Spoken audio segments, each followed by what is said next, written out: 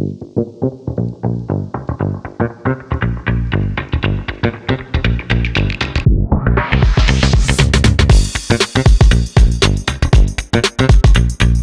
tal? ¿Cómo está? Buenas noches. Bienvenido, bienvenida a La Tertulia, el espacio donde se comparten las manías de un lector. De este lado, Mayra González Olvera. Y Jorge Alberto Gudiño Hernández. ¿Qué tal? ¿Cómo le va? Todo muy bien. La verdad no, estoy furiosa porque Jorge Alberto olvidó un montón de libros y yo la verdad es que me siento desprotegida por su culpa. Porque pues una confía, ¿no? Básicamente una confía, pues no se confíen, chicas. Recuerden cómo funciona el cerebro masculino, aunque de ese libro creo que no habló Jorge Alberto. No, hablé del otro. Hablé del cerebro femenino en Divúlgala, pero además no fue esta temporada. Fue la temporada pasada. No, hombre, fue esta temporada. No. ¿Fue esta? No, pues yo traigo la lista y además la tengo allá la lista, entonces ni siquiera se puede. A ver. Ya está anticipando algo Antonio Gudiño que yo creo que tiene que ver algo contigo. Dice que no se acabe la temporada. Temo decirles, señoras y señores, que hoy se acaba la temporada. Julia Valencia, buenas noches, Mayra y Jorge. Maestros, buen programa, gracias por mantenernos muy bien informados. Saludos, dice Maestros, porque estaba ella viendo el programa del miércoles 15 de mayo. Jorge Lavalle te decía aunque creo que al final sí ganaste en el versus, échale más enjundia a tu lectura, tocayo. ¿A cuál era? La de Inés Arredondo. A los cuentos. Pero sí me fue re bien, sí gané. Y también dice, yo tengo algunos libros de chismes literarios. Cuenta, Jorge, cuenta cuáles son para que los podamos recomendar aquí también. Salvador, siempre es un placer verlos y escucharlos, disfrutar a sus invitadas e invitados y al libro como protagonista. Gracias. Juan Carlos Matapena, Team Jorge Alberto, saludos. Eso. Elvira Medina manda saludos desde Tláhuac, Ciudad de México. Muchísimas gracias a todos por estar siempre conectados con nosotros en estas tertulias. Son 12 a 12, vamos haciendo los programas, 12 episodios por temporada. Hoy nos estamos despidiendo. Hoy es el 60. Pues 12. 12 por 5 son 60. Pues muy bien por ti. Hoy nos vamos a despedir con asuntos familiares, ya usted verá por qué, pero antes, pues vamos a arrancar este último programa de la temporada.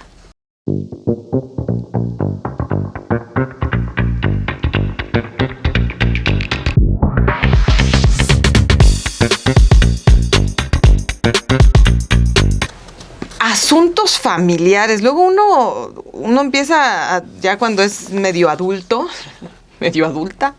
a descubrir ciertos asuntillos de los papás, de los abuelos. Y luego uno no está tan segura de querer seguir ahondando en esos secretillos. Eso va a pasar hoy en el programa. No les vamos a contar nuestros secretos familiares, sino de algunos libros. Pero a mí sí me ha pasado que algún amigo mío se entera de un chisme. Y te lo cuenta. Qué indiscreto. Bueno, pero es que estaba en shock, ¿no?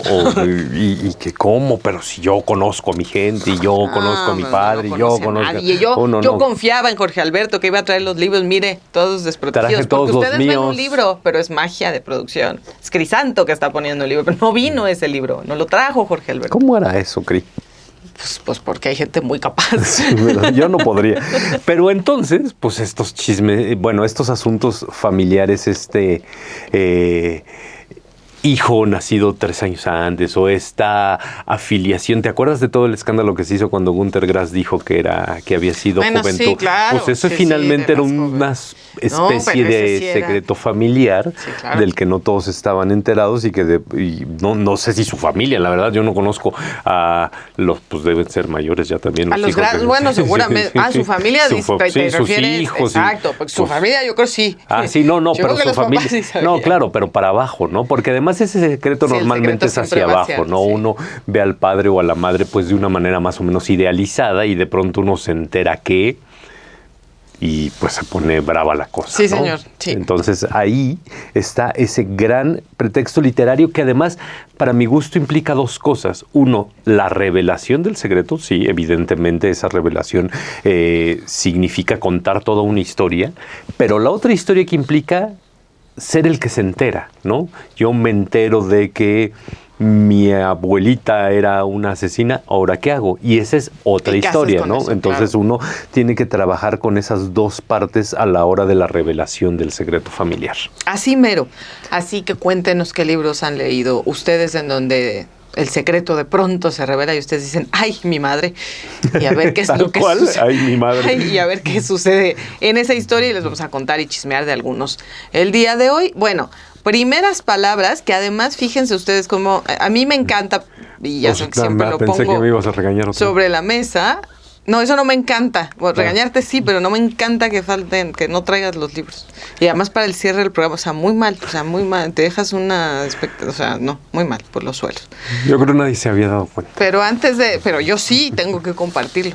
Antes de las primeras palabras, de ya leerlas, recordarles que en este programa estuvimos compartiendo con ustedes primeros capítulos, primeras palabritas, primeros párrafos de algunos títulos para que ustedes se pudieran hacer acreedores a un huerfanito.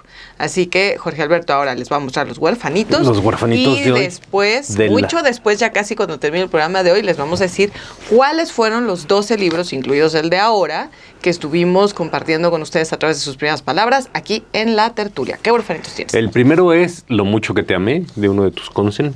No, deja tú de uno de mis consen. Eduardo este libro Sacheri, te fascina. Ese libro me encanta. Me encanta. El sol también es una estrella de Nicola Jun o John, no sé cómo se diga, que inspiró a la película. Y pues aprovechando que estuvo Julia aquí, el lado B, uno del lado B de la cultura de Julia, que pues aquí está. De Julia Santibáñez, es que como somos tan confianzudos, de Julia, pues que Julia. Pues Julia Santibáñez. Julia Santibáñez. Vamos a la cortinilla.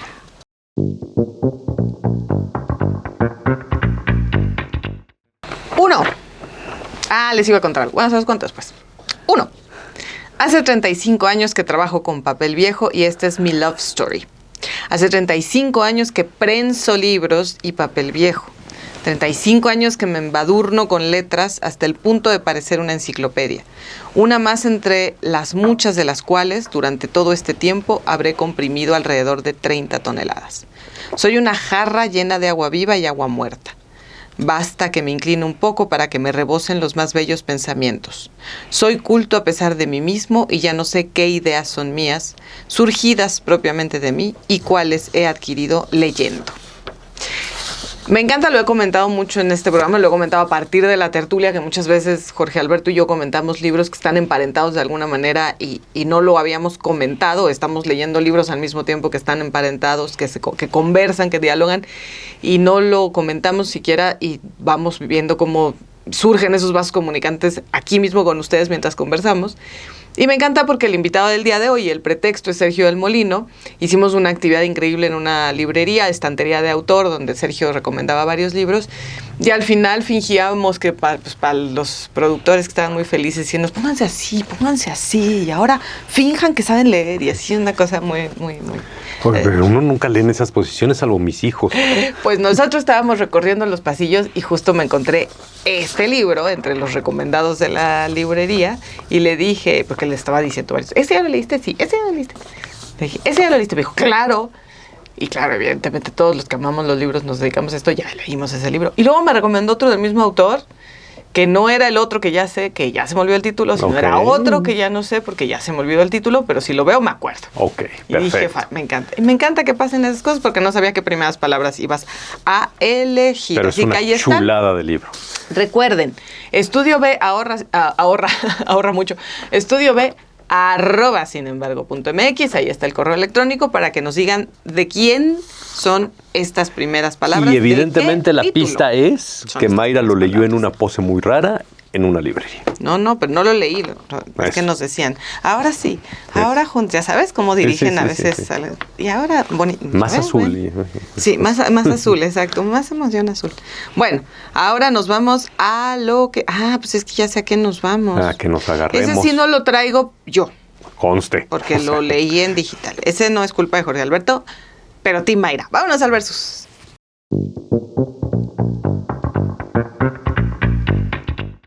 A ver tú, pues, secretos de familia. Ese nos gusta un montón. Eres un tramposo porque traes libros que a mí me gustan mucho. Ya también vi que hiciste eso en varios versos.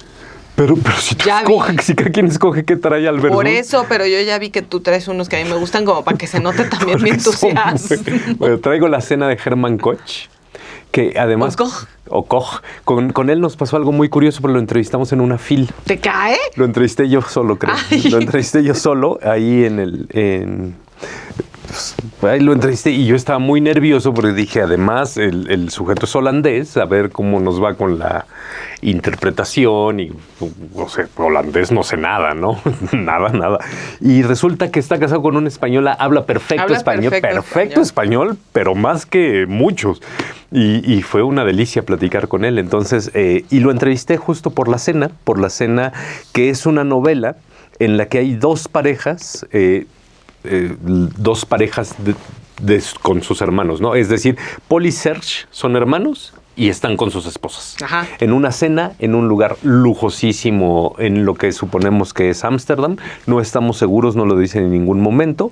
Y están hablando del fútbol y de las elecciones. Uno de ellos es político. Y están en este tono súper intrascendente de small talk, mezclada con algunas cosas probablemente un poco más interesantes de sus trabajos. Pero finalmente son dos hermanos que toda su vida han estado juntos, que viven en la misma ciudad y que cada tanto todo hace pensar que es una rutina de toca ir a cenar con fulanito y lo hacen 1 o 2 veces al año o 5 veces al año. Además de todas las llamadas telefónicas que tienen. Entonces todo hace pensar que es una cena muy familiar, muy bonita, pero también muy anodina, ¿no? O sea, nosotros nos pondríamos contentos en esa cena si fuera la nuestra, pero si alguien nos cuenta de ayer fui a cenar con mi hermano y su esposa, pues sí, pues, o sea, ¿y a mí qué, no? Y de pronto nos vamos enterando de que sus hijos, Michelle y Rick, o Michael y Rick, vaya, vamos a ver cómo se dice en neerlandés, que tienen 15 años, se fueron la noche anterior de fiesta e hicieron algo malo. Algo malo que además no sabemos de golpe, que por cierto se basa en un crimen real que sucedió en Barcelona, del cual él fue testigo, que de pronto dijo, ¿cómo hicieron esto 2 adolescentes?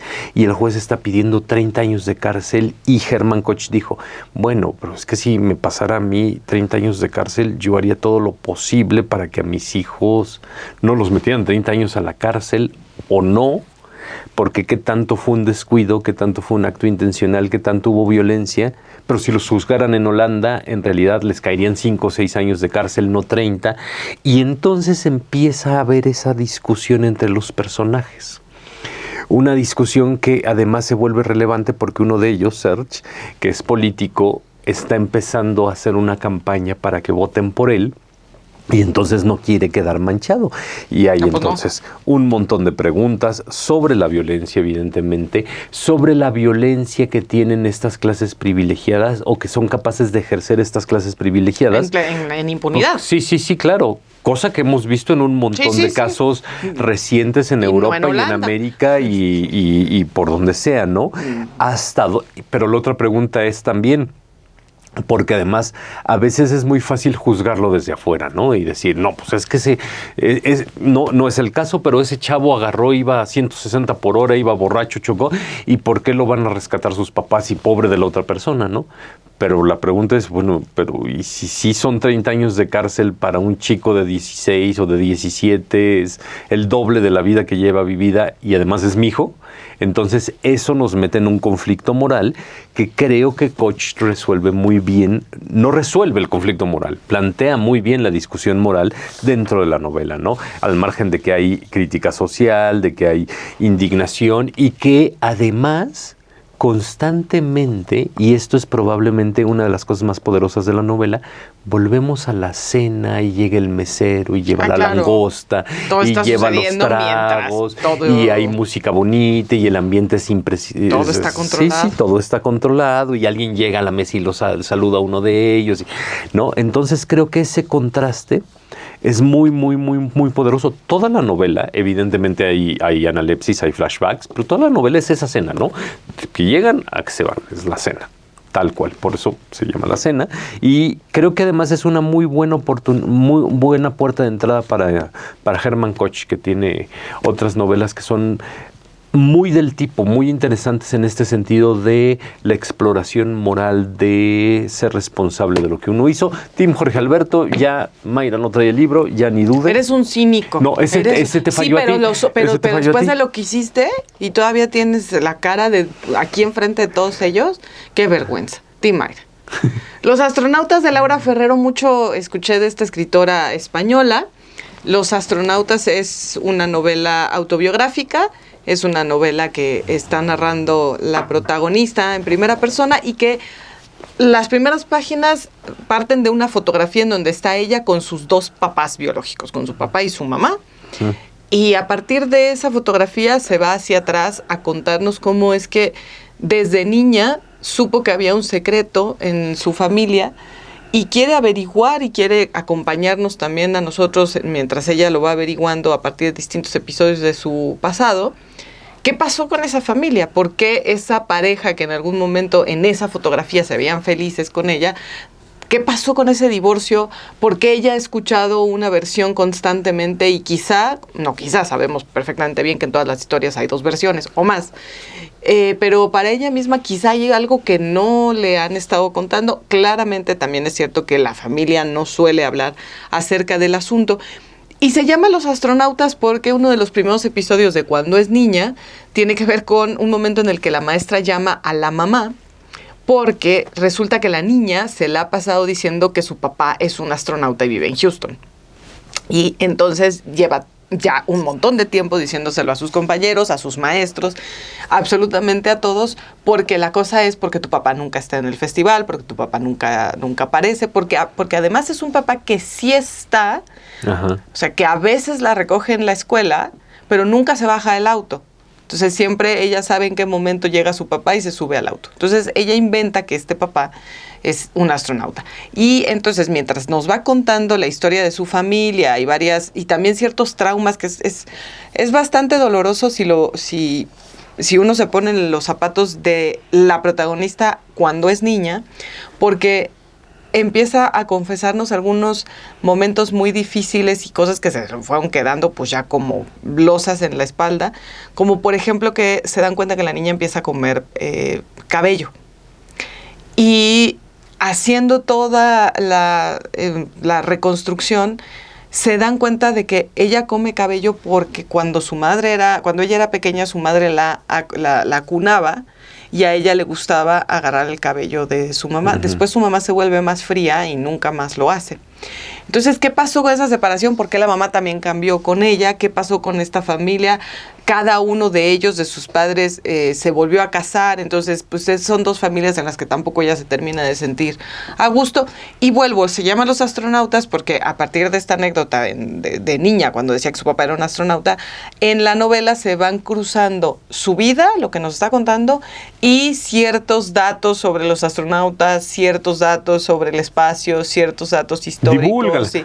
Es interesante cómo logra el entrecruzamiento y la pasión que empieza a terminar teniendo también esta joven por todo el universo que está alrededor de los astronautas. Entonces, ahí está Laura Ferrero, Team Mayra, evidentemente. No. Por supuesto, porque Jorge Alberto se olvidaron los libros.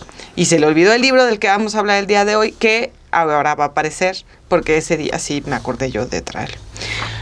Vamos a hablar de Los alemanes, de Sergio del Molino. A ver, les quiero contar, es una novela, la ganadora del premio Alfaguara en enero falló este premio, y es la novela ganadora de este año, la novela número 27, que recibe el premio en esta segunda etapa arrancada en 1998, y es la historia de una familia que llegó a España, los alemanes del Camerún, que después de la Primera Guerra Mundial encuentran refugio en España, llegan y ahí se quedan.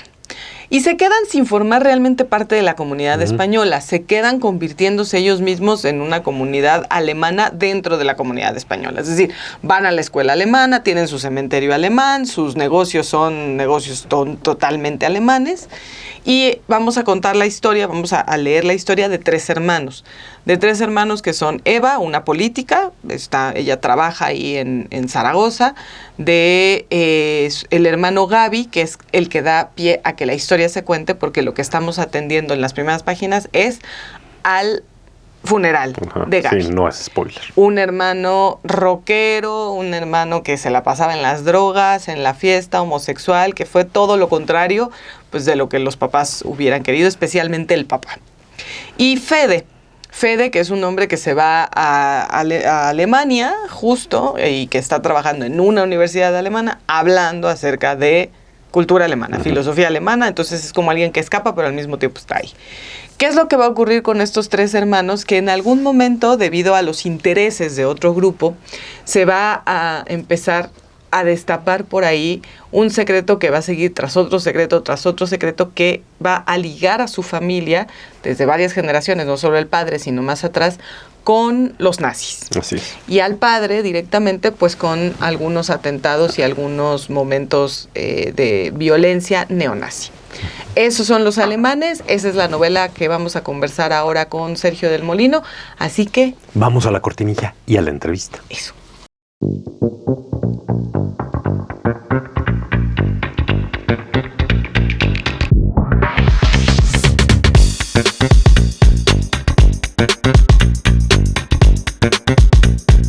Pues está con nosotros el premio Alfaguara más reciente, digamos que la reina con corona, porque por aquí pasó hace poquito Gustavo Rodríguez. Estuvo aquí justo cuando estaba entregando la corona y se rehusaba, Sergio.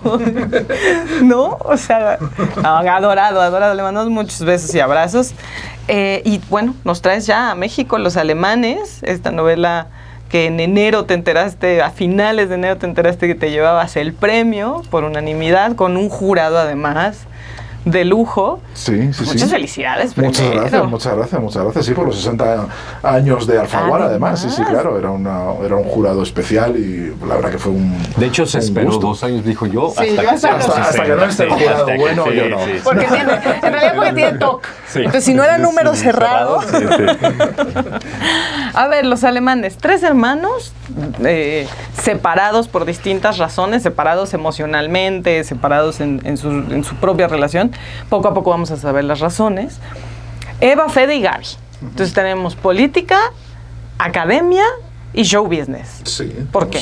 Tenemos un poco de todo, bueno, porque cada hermano ha elegido un camino distinto para intentar huir de la familia, huir de la familia asfixiante. Yo creo que Gaby, que es el mayor y es el que no aparece o aparece de forma invocada a lo largo de la novela porque está muerto. O sea, la novela empieza con su funeral y es el que más ha roto la tradición familiar, es el que ha dinamitado absolutamente todo lo que significaba la familia Schuster, esa familia de orgullo alemán, aunque no son alemanes, son españoles, pero ellos tienen su marca de orgullo, su orgullo aristocrático de ser alemanes, y él ha dinamitado por completo con su vida, con su estrellato musical, con su forma de destruir la tradición musical alemana, distorsionándola, claro, llevándola a otro, y siendo un maestro de la chapuza, como dicen en alguien de él, pues ha sido la estrella que ha provocado el cataclismo. Y los otros dos, Fede y Eva, que sí que son protagonistas porque aparecen con sus propias voces y van narrando la historia, pues cada uno a su manera ha intentado también distanciarse, ha intentado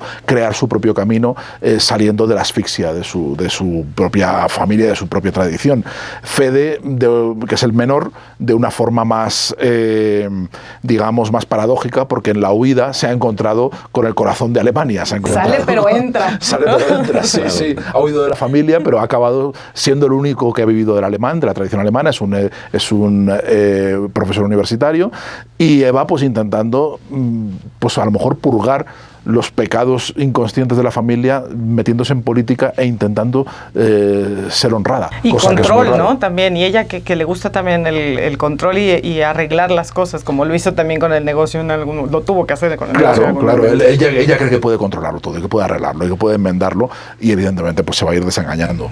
Como los políticos, como los políticos. Pero de eso no hablamos aquí. Ya lo comentaba Sergio, esta idea del personaje ausente, de Gaby ausente, que además es una estrategia narrativa que ha funcionado mucho y que es muy, muy, muy, muy poderosa, pero que es súper difícil, ¿no? Porque finalmente se construye a partir de la muerte, o la muerte casi como detonador, pero luego se le tiene que mantener vivo en el recuerdo, ¿no? Y todos sabemos que hay distorsión, que hay un montón de cosas que pasan con el recuerdo. Sí, claro, y además, sobre todo, cada personaje le recuerda a su manera, ¿no? Hay distintos Gabys y vamos construyéndolo a través de trozos. Es injusto porque todos los personajes tienen su voz, tienen los 4 narradores, tienen su punto de vista, y Gaby no. Gaby aparece invocado de forma muy parcial y muy interesada por todos los demás. Pero bueno, con esos retazos vamos construyendo y vamos viendo lo importante que es. O sea, lo importante que es Gaby como pegamento, como nexo de unión de todos los demás personajes. Los demás personajes estarían totalmente atomizados y desperdigados si no fuera por él. Se definen en la relación que tienen con él, ¿no? Y bueno, seguiremos hablando de los personajes porque así se va construyendo Los Alemanes. Y quizá, no sé si has hablado mucho de ella, pero otra personaje en ausencia es la madre. Pero además una madre con una historia prácticamente como de los cuentos de terror que ella misma les cuenta a los niños. Casi podría ser una historia por sí misma la de la madre, o sea, una novela aparte. ¿Por qué necesitabas también tener a esta madre además con todos los detalles ocultos? Es decir, podemos intuir muchas cosas.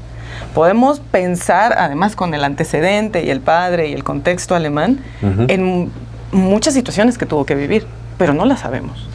Bueno, aquí en esta novela hay mucho sin contar, hay mucho, no solo por lo que no cuentan los personajes entre sí, sino por lo que está insinuado, intuido, que funciona, quiero creer que funciona como una escultura de estas donde se esculpe el vacío, ¿no? Donde realmente lo que importa es lo que no se cuenta en la novela, ¿no? Lo que puedes intuir y lo que el lector puede ir construyendo a partir de ahí. Y el personaje de la madre es muy interesante porque es otro fantasma, y es un fantasma que ya lo era en vida, ¿no? Hay un momento en el que cuando la evocan, su hija Eva, que es la única que la evoca con cariño, las demás tienen bastante rencor hacia la madre, dicen que cuando caminaba por la casa parecía que levitaba 2 centímetros del suelo, que no se notaba su presencia, ¿no? Que podía estar en una comida familiar y nadie sabía si estaba o no. Y dice, ¿y qué comía?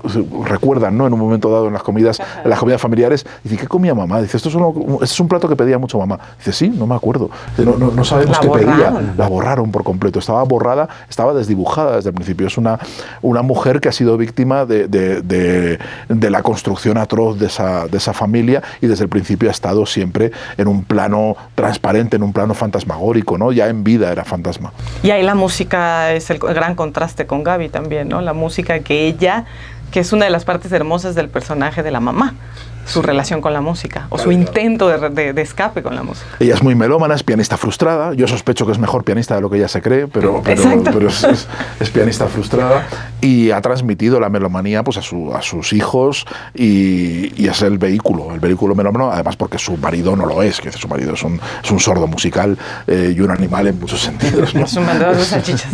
Claro. Entonces, bueno, pues esa comunicación sí que la tiene con sus hijos, ¿no? Esa forma de comunicación a través de la música romántica alemana que a ella le gusta y que es el centro de su vida y su refugio, ¿no? Y la forma en la que se comunica, en la que se mete dentro de sí mismo. Pero es una música que la lleva también al silencio, porque como ella es incapaz, o siente que es incapaz de tocar las piezas como corresponden, como deben sonar, al final se enfada, cierra el piano y prefiere tocar sobre la tapa del piano, prefiere tocar en silencio las canciones que suenan mejor en su cabeza, las partituras, ¿no? Que suenan mejor en su cabeza. Es decir, tenemos personajes medio trastornados. No, hay unas cosas, de verdad, los van a disfrutar mucho, pero unas cosas. Berta podría ser como el personaje de la cordura, ¿no? Pues aunque es en el que nos agarramos. Aunque es de la última generación, es quizá también el vínculo con el pasado, y es quien ayuda a unir los cabos sueltos. Es que Berta viene de otra familia, de una familia que es amorosa, es lo contrario de los Schuster. Los Klein dicen a veces, son tan buenos que son casi demócratas, dicen en algún momento de la novela, ¿no? Tienen otra relación completamente distinta, una relación basada en el amor, en el afecto, en el respeto, y eso es algo que produce mucha envidia en quienes lo ven desde la familia Schuster, desde la familia protagonista, ¿no? Berta es luminosa, es un personaje luminoso, es un personaje que a mí me encanta, es mi favorito de todos ellos, y tiene una fortaleza, una entereza y una aceptación del mundo tal como es, que le lleva a ser libre, paradójicamente. O sea, ella, al aceptar las limitaciones, al aceptar lo más terrible de todo, cosa que ha aprendido a hacer en casa, cosa que ha aprendido por la historia trágica de su familia, ¿no? y cómo se ha enfrentado a la herencia del nazismo y a la herencia de la relación que han tenido todas estas familias con el nazismo. Pues gracias a eso ella acepta el mundo tal cual es. Y eso, paradójicamente, en lugar de llevarla a un sometimiento y anular su personalidad, le hace ser libre y la engrandece muchísimo, ¿no? Es probablemente el único personaje que domina su destino, aunque parece que es el único que está sometido a él. Claro, pero realmente pero decide. No, sin spoilers. Pero ella decide cómo, ¿no? También. ¿Y con el papá qué hacemos? ¿Lo perdonamos? ¿Lo obviamos? ¿Lo ignoramos? ¿Cómo lo hacen ellos? Ellos lo ignoran, pero bueno, lo tiran como un mueble aparcado, ¿no? Realmente es una novela... Sí, pero y el pobrecito de la señora que le ayuda también, que sí, claro, pero esta señora solo ha visto... Además. Esta señora solo ha visto... Mira, esto es una cosa que pasaba... Yo recuerdo que... no recuerdo porque yo nací después de Franco, pero recuerdo mucho que mi abuelo decía que en los últimos años Franco daba pena. Franco en la dictadura decía... Y entonces daba mucha rabia, decía, claro, él que había vivido la guerra y había visto el advenimiento de Franco y había sufrido todo el franquismo desde el principio hasta el final, claro, decía está tan débil. Decía, no se ha jodido que al final me va a dar pena. O sea, hasta eso. Yo creo que eso es una cosa muy española. Probablemente sea más universal, pero no sé si porque hemos tenido dictadores longevos o algo así. Vemos que tenemos una conmiseración enorme por los ancianitos desvalidos, aunque sepamos que han sido grandes villanos, aunque sepamos que han sido grandes malefactores de la humanidad. Y bueno, aquí lo que le pasa a Joana, la cuidadora, es que solo conoce al anciano desvalido. Los hijos han conocido toda la biografía del padre y son incapaces de sentir compasión por él, ¿no? Hay una tradición literaria enorme, grandísima, que viene desde la Eneida, desde que Eneas baja al infierno y rescata a su padre de las llamas del infierno y lo lleva a hombros, ¿no? De relaciones entre padres e hijos muy tormentosas que acaban bien, o bien porque el padre se redime o bien porque el hijo perdona al padre. Aquí no pasa ninguna de las dos cosas, ya lo anticipo, no hago spoiler, pero yo lo anticipo. Aquí son pero no hay forma. Son hijos que odian al padre y lo odian sin ningún tipo de problema. Quiero decir, lo odian y lo odian.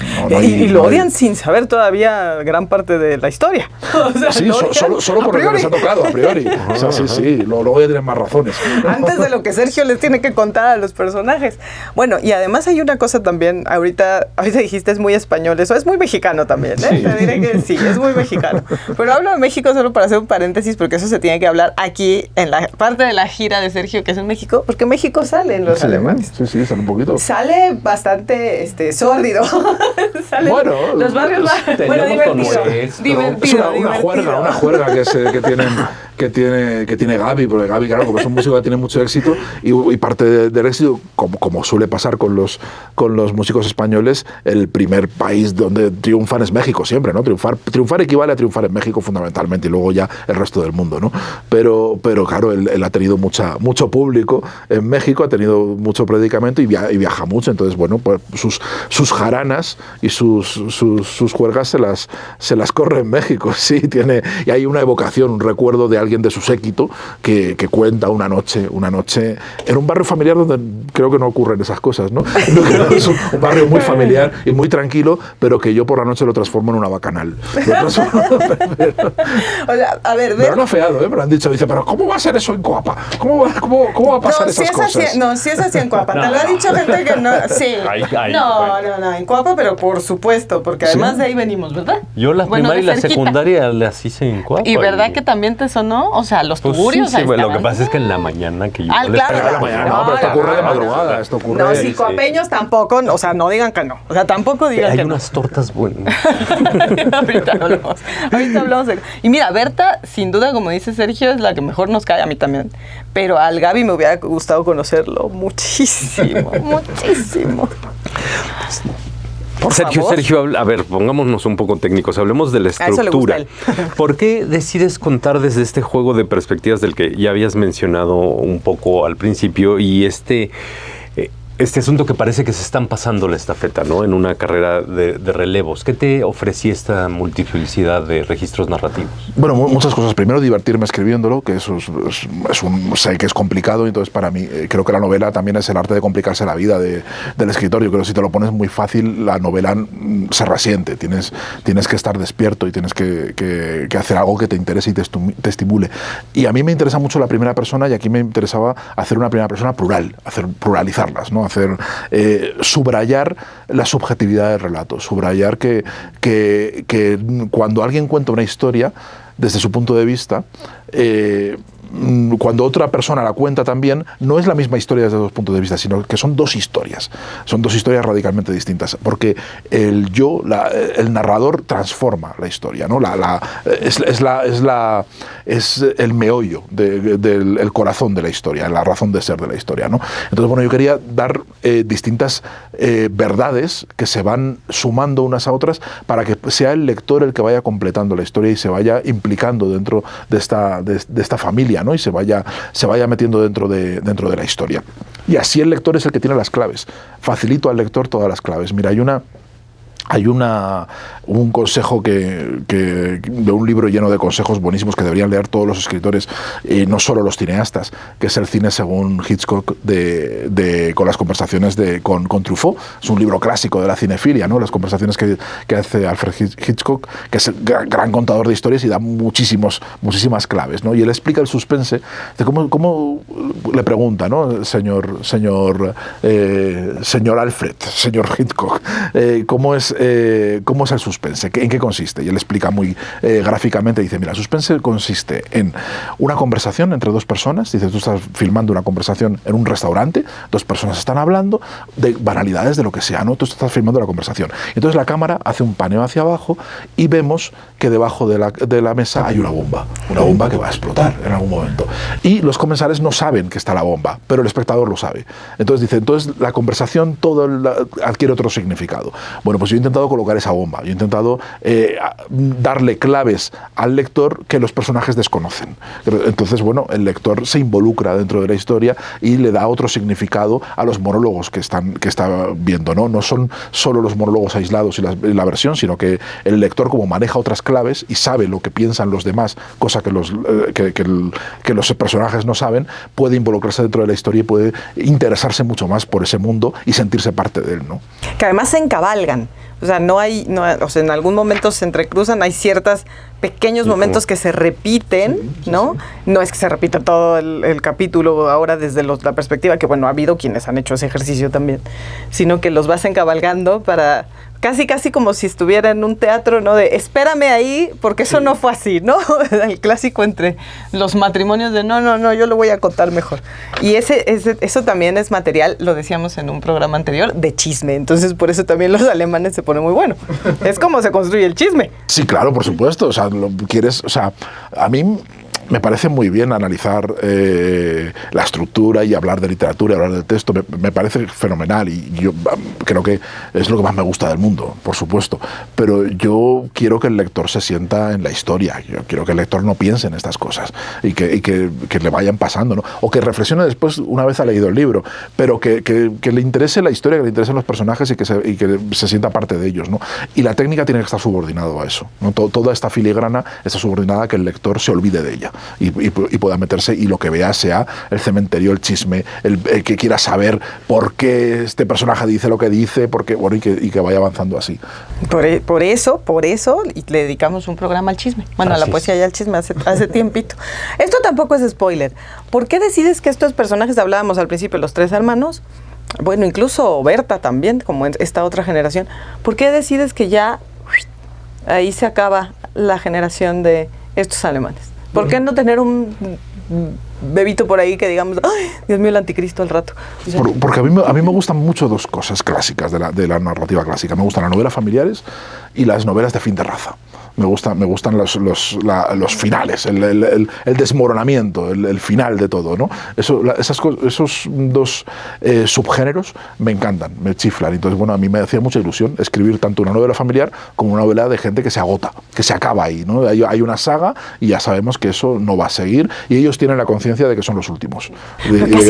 Pero casi hasta así, o sea, lo decidieron. O sea, lo decidieron porque detestan su saga. La detestan. Sí. Ya, no más transfusión de sangre. Se castraron ellos mismos para poder pedirlo.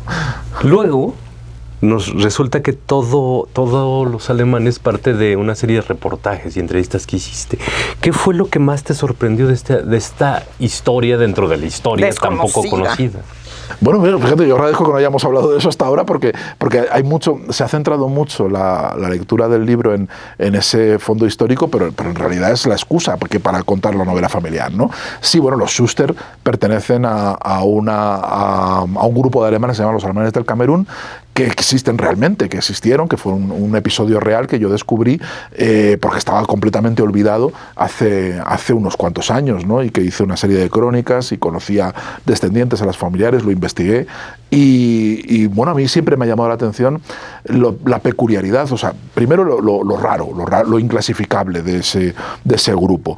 Me llamó mucho la atención que nadie se hubiera fijado en ese episodio, ¿no? Me pareció muy raro. Yo cuando empecé a investigarlo pensaba que lo primero que me iban a salir eran 20 novelas, un montón de bibliografía, que esto estaría agotado. Y nadie lo había reparado en ello, ¿no?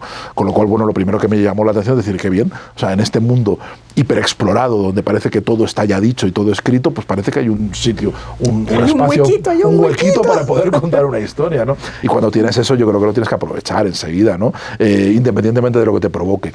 Y luego es una historia que siempre me ha acompañado, ¿no? Cuando he ido creciendo, cuando he ido aprendiendo, he ido conociendo a las familias, pues me ha inspirado mucho para explicar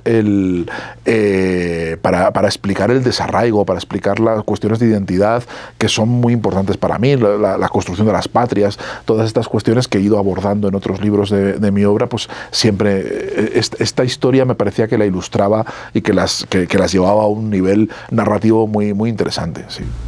Y es que, a ver, también es cierto que es muy interesante esta comunidad que son alemanes, pero no, que son españoles, pero que realmente el tema de en qué trabajan en empresas que tienen que ver con, ¿no?, lo alemanes, vender salchichas o producir salchichas, restaurantes, una escuela que solamente para ellos, que es como, sí llegamos, gracias por darnos asilo, la verdad es que veníamos un poco apenados, ¿no?, pero pues con permiso nosotros vamos a hacer nuestra propia, pues nuestra burbuja. Porque se creen superiores, o sea, porque ellos creen que están en un país horroroso, que es muy inferior a lo que ellos merecen. Todo eso está de una manera muy suavemente puesta en los alemanes hasta que da el trancazo. A ver, hagamos es que, Sergio, yo ya he insistido en que tenemos que tener una sección de spoilers. En donde en algún momento le digamos, señor, en este momento retírese, tiene 3 segundos. Entonces, bueno, hagamos un ejercicio de seamos crípticos. Pero tengo que preguntarle esto a Sergio, porque además le va a hacer mucho sentido a la gente cuando ya lo termine de leer.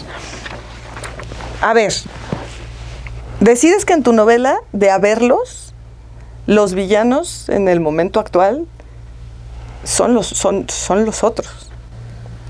Los villanos son los que fueron víctimas en un momento dado, sí, claro, sí. Y decides que así van los alemanes. Pero sí, claro, sí, pero vamos, lo tuve claro desde el principio, es decir, no es una decisión ni oportunista ni que tenga nada que ver con la actualidad, ¿no? A ver, a mí me interesa muchísimo la cultura judía, o sea, me interesa mucho, pero hasta niveles verdaderamente obsesivos, quiero decir, o sea, que pueden llegar a preocupar a mi mujer, que cuando ve los libros que entran en casa, cuando ve que empieza ve los últimos libros que he comprado, los cotidianos, ve que son de la cábala según Gerson Solem, ve cosas, dice, me tengo que preocupar. O sea, empiezas a volverte loco ya con este tema. Entonces, o sea, a mí me interesa muchísimo, de verdad, me fascina todo lo que tiene cultural, la cultura judía, la historia judía, y todo lo que tiene que ver con el Holocausto y la Shoah también. O sea, en mi biblioteca hay una parte muy importante de libros de historia y de literatura y de pensamiento al respecto, ¿no? Entonces, bueno, aquí cuando aparece la cuestión del Holocausto, me parecía muy interesante que hubiera una víctima que se convierte en victimario. Porque los ha habido, quiero decir, ha habido cazanazis, ha habido, y hay una parte además, esto fue un debate además de qué hacer después del Holocausto, ofrecer otra mejilla o vengarnos, o ser justicieros, ¿no? Siempre, y ha habido una parte de judíos supervivientes que siempre han echado de menos más justicia, quiero decir, han echado de menos más persecución, y aquí hay un malo que tiene buenas razones, pero es muy malo. Claro, esa es la complejidad, y es lo que hace valiosa en los alemanes. Ya sé, ahorita que se acabe sí le voy a preguntar unas cosas. ¿Viste Hunters? No he visto Hunters, no. Nada más vean la primera temporada. Bueno. ¿No? Sí, la primera es mejor. Ya cuando Al Pacino, sí, ya no. Sergio, aquí tenemos un par de preguntas obligatorias para todos nuestros invitados. La primera es fácil o muy difícil. Recomiéndanos un libro. Un libro, bueno, pues mira, te voy a recomendar el último que he leído viniendo en el avión, que es Cuchillo, de Salman Rushdie, el recuento de lo que vivió después del atentado que sufrió en 2022, que le costó el ojo, y que de verdad es un libro brutal, desgarrador, no solo porque cuenta cómo fue el atentado y cómo se recuperó, fue brutal, estuvo a punto de morir, o sea, fue mucho más brutal de lo que se nos presentó, recibió 15 cuchilladas, va a tener secuelas ya de por vida, no solo la pérdida del ojo, y no solo por eso, sino porque hace una reflexión sobre el mal, sobre qué es el mal, ¿no? y qué es el odio, y me parece desde alguien que ha sufrido el mal y el odio en unos extremos tremendos, ¿no? Es un libro muy cortito, muy incisivo, muy inteligente, ¿no? y muy conmovedor. Sí. Y aquí decimos que es el espacio en donde se comparten las manías de un lector. Como lector, ¿cuáles son tus manías? Detesto dejar los libros inmaculados, a mí no me pueden regalar libros muy bonitos y muy caros, me tienen que regalar libros un poquito, sí, porque me da rabia, me da rabia porque sé que al final voy a acabar destrozándolos, quiero decir, me das un libro ilustrado, una edición preciosa, y me va a dar rabia leerla porque yo necesito subrayar, necesito ediciones que pueda yo anotar, que pueda destruir, que pueda doblar las páginas. Entonces, bueno, se ve en qué medida me ha interesado y en qué medida he disfrutado de un libro por lo destrozado que queda al final, ¿no? Si el libro queda más o menos intacto, es que no me ha gustado mucho. ¿Y los lees siempre hasta el final? Tengo bastante disciplina, sí, por desgracia. Te vi cara, por eso pregunté. Por desgracia, sí. Intento abandonarlos, pero me cuesta porque siempre además intento ser generoso en la lectura, es decir, intento darle muchas oportunidades, entonces bueno, al final siempre, pero también por solidaridad gremial, es decir, claro, porque leo también como escritor y también digo, bueno, sé lo difícil que es escribir un libro malo, sé lo trabajoso que es, ¿no? Página 304, todavía hay oportunidad, todavía me puedes sorprender. Sergio, muchísimas gracias, está aquí en México en este momento, ya no cuando ustedes nos estén viendo porque es grabado, ya se va a ir. ¿De aquí a dónde ibas? ¿Regresas a casa y luego la gira? Regreso a casa unos días, luego seguiré de gira por España también, porque quedan muchos días, y luego pues a seguir por otros países, sí. Ahí pasamos. Pues quienes de ustedes no hayan ido a la presentación acá en México con Guillermo Arriaga y con Gaby Barkentin, recuerden que el Premio Alfaguara siempre termina la gira en FIL Guadalajara, así que si están preparando ya todo para la FIL, qué fechas van a estar, etcétera, revisen ya la página y estén muy atentos y vayan, por supuesto, pues a la presentación de los alemanes, que como siempre es una delicia porque la hacen los lectores. En FIL Guadalajara ya es tradición que te presentan los lectores. Qué maravilla, pues encantado, estoy deseando llegar. Qué bien. Muchas gracias. Muchas gracias. Gracias. Vamos a lo que sigue. Eso.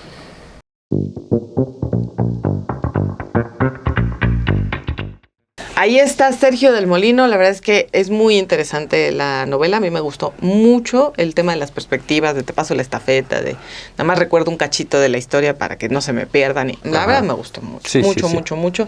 Y me gusta este cambio de perspectiva también de cómo... Un buen premio, además, me gusta. Las víctimas se pueden convertir después en gandallitas, ¿no? Sí. Entonces, bueno, está interesante los alemanes. Y está interesante lo que traes hoy, porque además cierras temporada para chavos. Pero tenemos que mandar. Pues mándala. Divúlgala.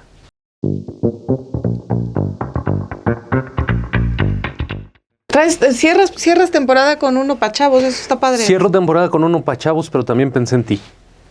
O sea, a lo largo de la temporada dijiste, esta pobre sí no se ha enterado de nada. Pues te la pasaste hablando de crutones y cosas por el estilo. Qué gandalla. Y hace rato no quisiste multiplicar 5 por 12, 60. Entonces dije, pues ay. O sea, que tú todo el tiempo no quiere decir que una lo está haciendo. Si tú eres re buena para las matemáticas, pues lo que sí, pasa pero es cuando que... toca, cuando no toca, pues no, como ¿para qué voy a andar ahí? ¿Cuántas? 36 escaleras. O sea, como Rain Man. Aquí además, sin embargo, no estoy así como para la infidencia, pero un piso tiene uno de más que el otro. Entonces, uno como que no entra con el mismo porque pie. Porque está contando escaleras.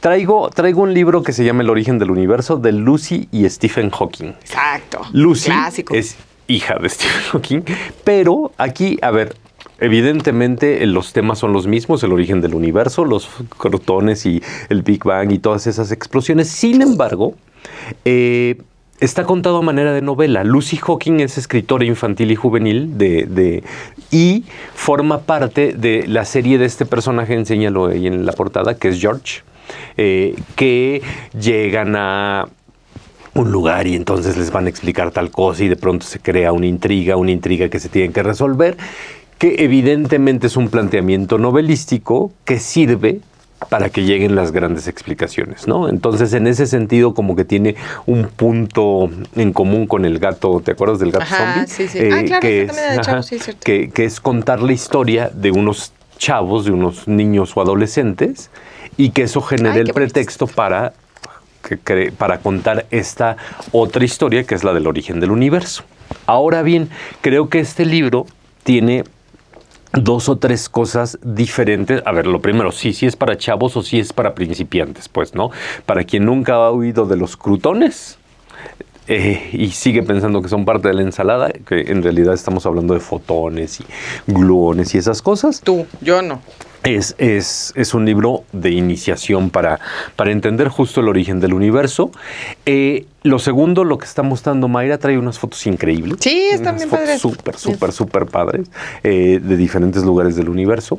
Y 3, creo que trae 4 o 5 entradas que son una explicación que dan científicos súper duros. Si me prestas tantito el libro para verlo. Estoy leyendo un diálogo que está buenísimo.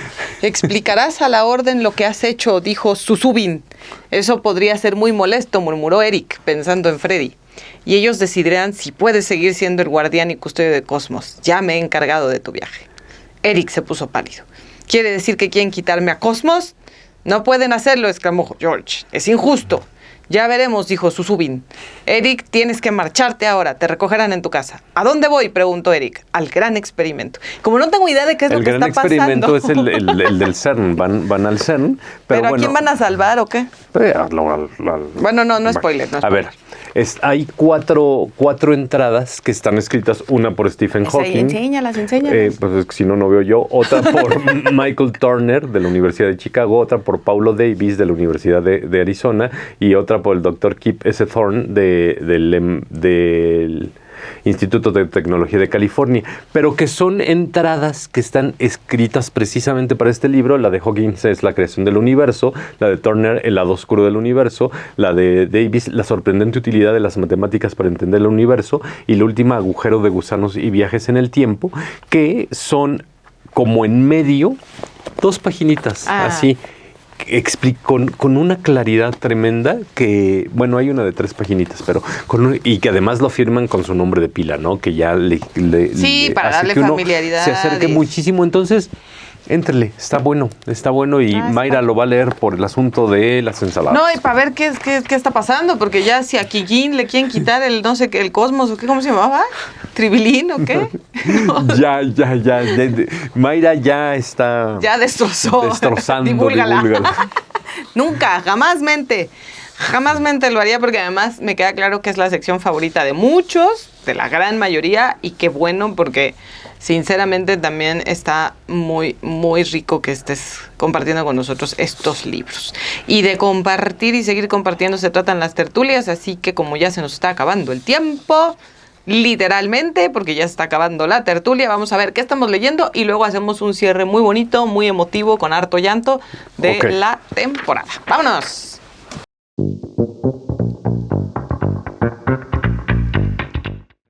Yo ya sabía qué onda con este libro, Caterina, de Carlo Becce, porque básicamente lo que se dice es, uno, que Carlo Becce es el gran especialista del Renacimiento y se ha enfocado en la vida de Leonardo da Vinci.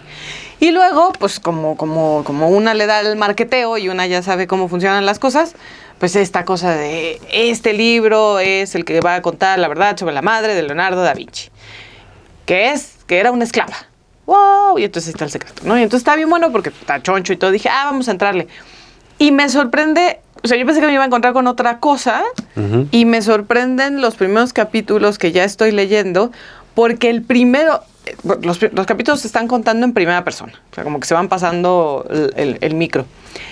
Y lo primero que me encuentro es a una voz masculina hablando del momento en el que su mujer está en trabajo de parto en el bosque, pertenecen a un grupo de guerreros, y nace la niña, ¿no? Nace quien será la madre de Leonardo da Vinci dentro de una comunidad de guerreros. El padre cuenta todo desde su punto de vista, cuenta cómo se tiene que ir él a pelear y regresa mucho tiempo después. La niña no sabe ni quién es él. Cuando él regresa, bueno, empiezan a tener una relación. Y todo ese primer capítulo tiene que ver con eso hasta el momento en el que unos enemigos llegan y entonces hay una batalla, el padre termina muriendo y la chica tiene que salir corriendo. Sale corriendo por el bosque. Entonces luego... La chica que es Caterina. Exacto. Luego, segundo capítulo, un hombre que está contando que sus papás lo quieren obligar a casarse con determinada mujer de buen estatus. Y este hombre, a través de otra mujer, le va a llegar Caterina. Le llega a Caterina y entonces la quieren medio adoptar, pero Caterina termina huyendo. Okay. Corte a siguiente capítulo, y aquí, porque ya no voy a estar haciendo spoiler, pero siguiente capítulo, estamos con un navío, y el jefe del navío, bueno, el capitán, está contando desde la primera persona, pues su vida, cómo es que él trabaja cómo es que él lleva esclavos, pero él dice que él los trata muy bien, que en realidad no los somete, que es más, que cuando los tiene que castigar, los castiga él y los golpea él para que no sufran la indignidad de que alguien más llegue y los golpee. Y nos habla de quién es su mujer, sus hijas, y en uno de los momentos en los que atraca, se encuentra con Caterina. Okay. Y entonces la trepa al barco. Okay. Y entonces así van todas primeras personas masculinas. Y está bien interesante porque al final yo, la verdad, de mi prejuicio era pues muy básico, decir, era una mujer que vendieron como esclava, ¿no? Conoce a papá, hijo ilegítimo, Leonardo, y ahora vamos a conocer de nuevo la vida de Leonardo da Vinci desde otra perspectiva. No, está súper interesante porque al principio estos 3 capítulos ya me atraparon sin siquiera, o sea, sin que Leonardo da Vinci tenga que aparecer por el puro personaje. Entonces está bueno, Carlo Becce, Caterina. A ver, yo tengo que confesar algo.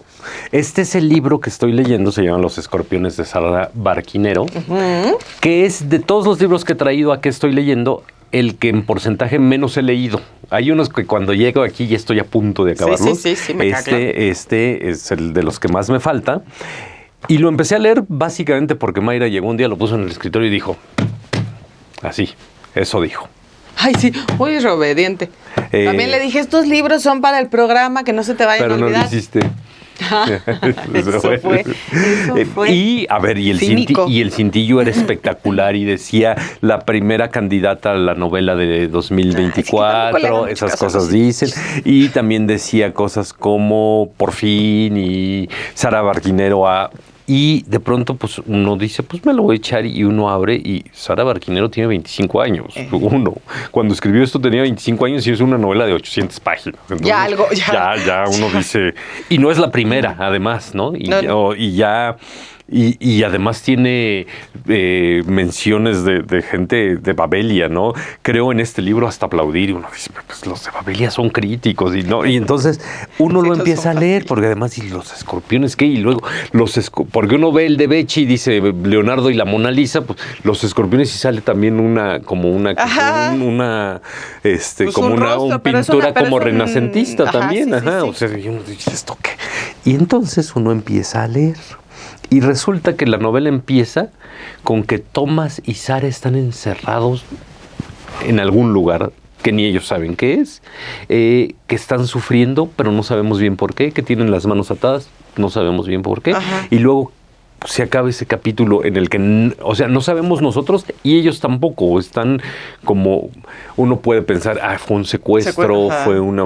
Y ya, si uno se pone así, están como en un cubo, así, ¿te acuerdas de la película? ¡Ay, qué película tan buena, pero qué horror! Bueno, pero uno está ahí, no sabe nada más, y luego uno ve el siguiente capítulo y dice, claro, vamos a irnos para atrás para saber cómo llegamos ahí.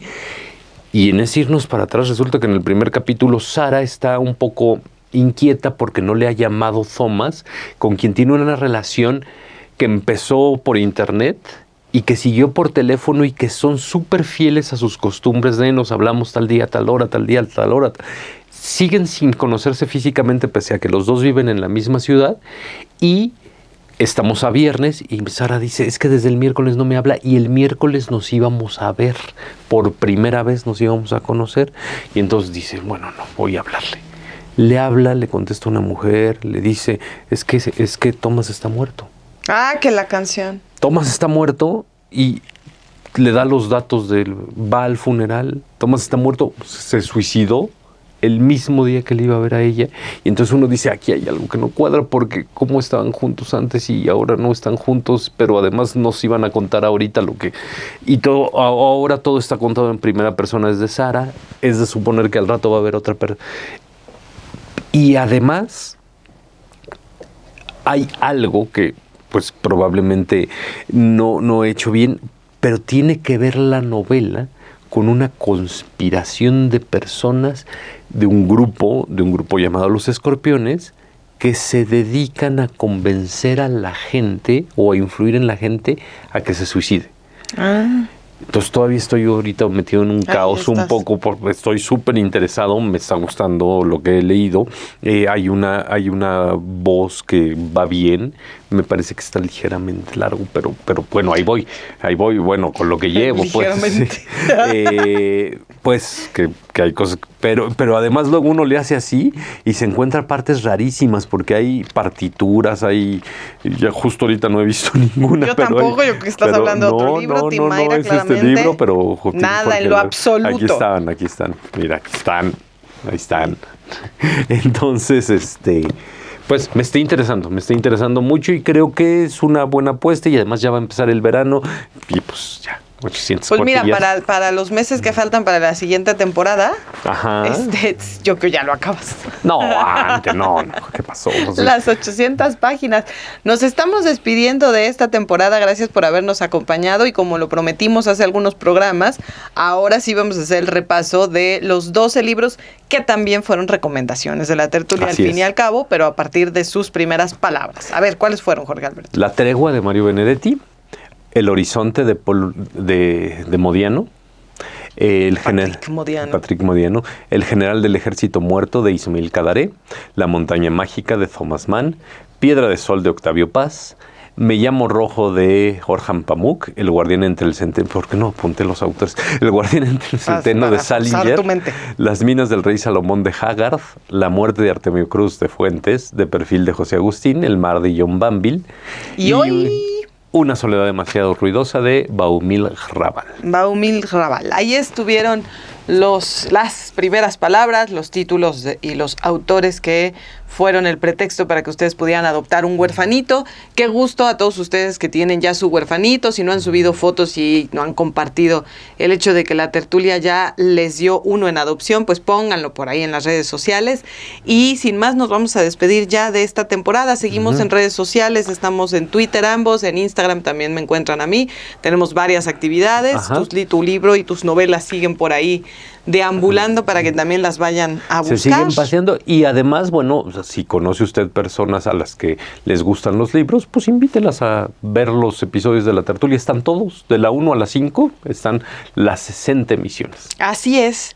Hasta la próxima entonces, Jorge Alberto. Hasta la próxima temporada. Nosotros somos Mayra y Jorge Alberto y Mayra. Bueno. Las elecciones 2024 en Sin embargo al aire.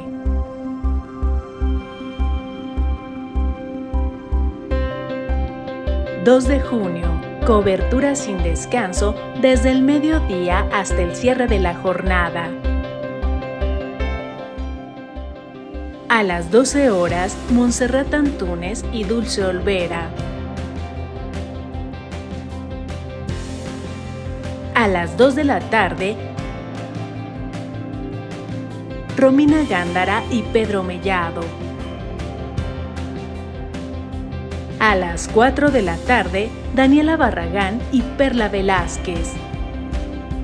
Y desde las 6 de la tarde, los periodistas emisión especial, Álvaro Delgado y Alejandro Páez Varela, con reporteros, editores y analistas, con el minuto a minuto de la jornada electoral.